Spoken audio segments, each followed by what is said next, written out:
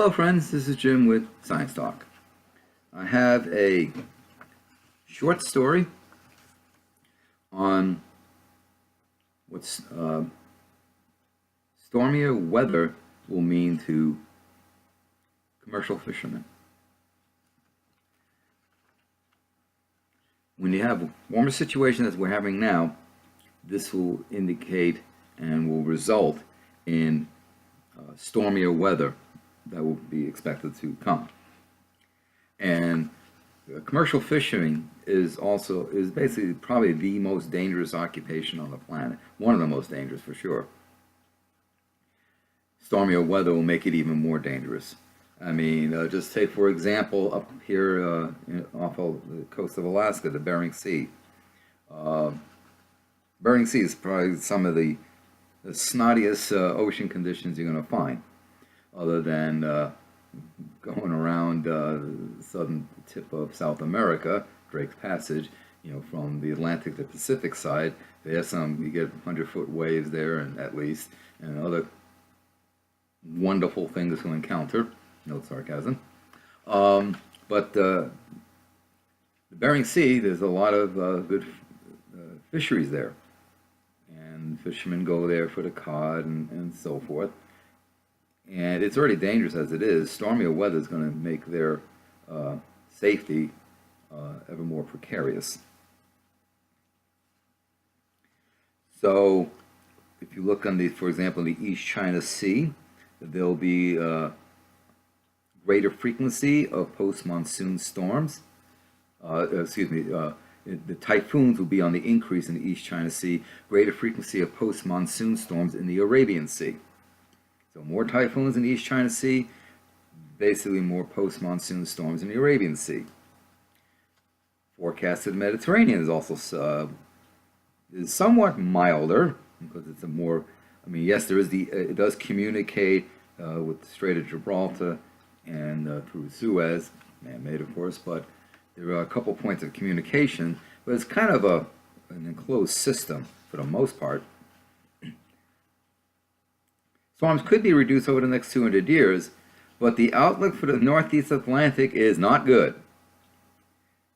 Autumn and winter storms are likely to increase both in number and intensity off the coasts of UK, Ireland, and France.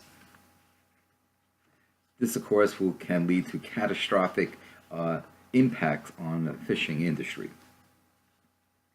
Around 38 million people worldwide already engage in capture fishing, according to a study in Nature Climate Change. And as I've already mentioned, this is probably one of the most dangerous occupations to do. Global warming has already begun to affect commercial fishing. As waters warm, fish begin to shift their grounds, both in the warmer seas and in the colder waters that have supported fishing industries for centuries.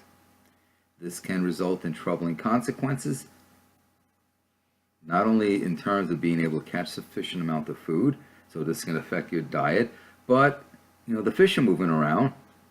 You think they care about international boundaries and stuff like that? No, of course not. But this will lead to international tension. Hey, you're fishing in my waters. For example, the Magnuson-Stevens Act, one of the authors, Ted Stevens, the late Ted Stevens, the senator of Alaska, they came up with this bill in the 70s. And basically, it puts a 200-mile limit off our coast, called the exclusion zone, economic exclusion zone. And it's basically saying 200 miles is our territory. Don't you dare, send your vessels in there. And as it turns out, 200 miles tends to correlate with the continental shelf, where there's a lot of productive fishing that takes place.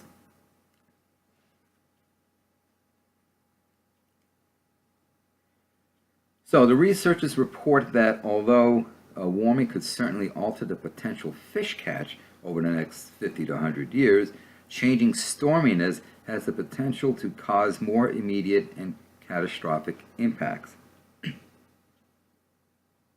Now, they do argue that once the researchers understand better how the fisheries industry and community can cope with more stormy weather, then there might be ways to adjust, alter practices, what's done, and how to safeguard the lives and the livelihoods.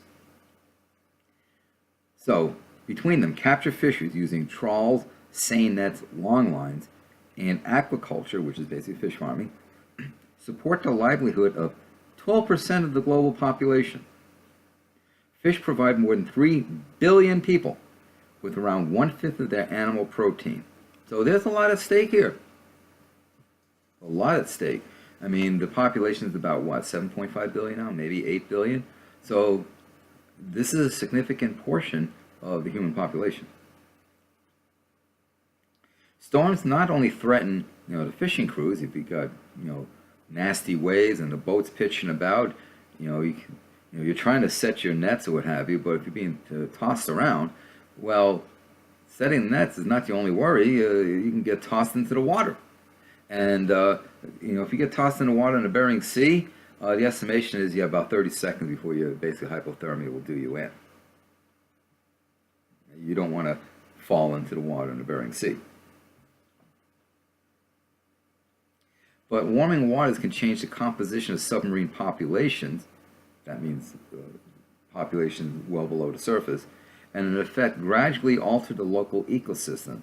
Severe storms can displace whole fish populations, interfere with the dispersal of the larvae, not to mention the very survivability of the larvae. It could also destroy the habitat that fish depend upon. Let's say you have stormy situation over an area that's fairly shallow. Well, the wave action and so on could scour the bottom. And if you have benthic organisms are organisms that live in the substrate. Epibenthic will live on top of the substrate. So a benthic organism would technically burrow in. But still, you could have storm action, wave action, just scouring that at the bottom there, and just making life hell for those organisms.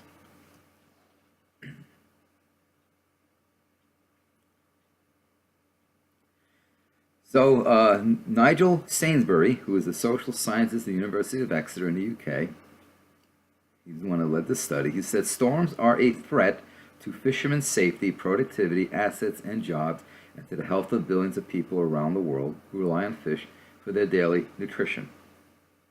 He continues, changing storminess could have serious consequences for vulnerable coastal communities around the world. Conducting research in this area is critical to support the adaptation of fisheries to climate change. Another thing is, when you start losing, for example, sea ice, the sea ice serves as a buffer for storms and wave actions. You lose that sea ice, you have more open water, so now you can have more storms. And the storms with very strong waves can batter coastlines.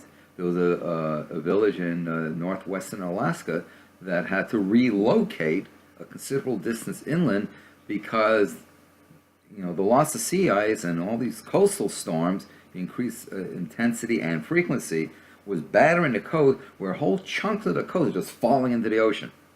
Literally, just real estate dropping off into the ocean. So they were, the structures were in danger of being swallowed up by the sea due to all this increased storm activity. So there's also that too. There's another reason why sea ice is important. I just did a video segment about sea ice as being a buffer for the Antarctic ice sheets. Well, now we have, here's another example of the importance of sea ice, the role that they play. So so not only are fishermen going to, their already dangerous livelihood is going to be even more dangerous. Storminess is going to affect the dispersal of the fish populations themselves. The fish are going to move to find favorable environmental conditions. If water gets too warm or too cold for them, they're going to move to find their preferred temperature range. And you're going to be fishing in areas, well, I used to catch fish here, well, you don't anymore because the fish have moved on. So, but also, you could have a decrease in the fish population. You could have a decrease in what we call CPUE, catch per unit effort, basically how much fishing is needed to obtain or land a given amount of biomass. It used to be that, oh, maybe I fished for 1 hour and I landed, 100 tons of fish. Now you may have to fish for 4 hours to land 100 tons of fish. So your CPUE has decreased. That's just a quick example of how it's used. But if the CPUE decreases, that means the fishermen have to stay out longer and longer at sea, increasing their risk of something bad happening to them while they're out there. So, and couple that with increasing population, increasing demand, increasing for those who rely on fish for their protein, that's going to put a pressure on the fish stocks themselves, so that whether or not a sufficient amount is provided for people. This is where fishery managers have to come in and make their assessments and control the fishing. And as an example, about 10-20 years ago, the fisheries ministry of the province of Newfoundland one day said, okay, all the fisheries are closed. Just like that. Closed down all the fishery. All the fishermen were suddenly out of work. Fishermen, they have equipment to pay off, they have their boats to pay off, this is how they make their livelihood, and they're told you can't go fish anymore. And why was that? As one fisherman said, was, let's face it, boys, we caught them all. The Grand Banks. That's where a lot of the fishing takes place, in that section of the ocean. The Grand Banks, very productive ground. Well, they've been overfished. This is what's going on worldwide. Now, interestingly enough, the Alaskan Fish and Game Department has done, on the commercial fish side, they have actually done not too bad a job in regulating the fisheries. There's some political stuff that comes into play there. I'm not going to get into that. That's a whole nother 3 videos. But overall, they've had a tough job trying to balance the needs of the commercial fishermen, the needs of subsistence fishing, and the needs of sport fishing. And yes, there's some stocks that I've seen some decline and is in trouble, but overall it's not too bad. Is there room for improvement? Of course. Are the fisheries still under threat? Of course. But there's been studies from other nations that have looked at the way Fish and Game here in Alaska manages fish and trying to learn lessons from that. Be that as it may. The point of this is that fisheries are under threat. This will force fishermen to work longer and harder to try and land more and more of a basically declining stock. That makes their already dangerous job more dangerous because they're more exposed to risk. CPUEs go down and so forth. So, just like I talked about with the land situation in a previous segment, we're at a point something's going to break. Something has to give. So, I wanted to bring you that report, and thank you for your time. Hey folks, just a reminder to please subscribe and click the bell so you know when I drop a video. Please share my videos, please tell others of my channel and of the work that I do. I also hope that you will consider becoming a patron at patreon.com/Science Talk with Jim Massa, where from time to time I upload videos there exclusively for my patron subscribers. Details in the description box below. Thanks.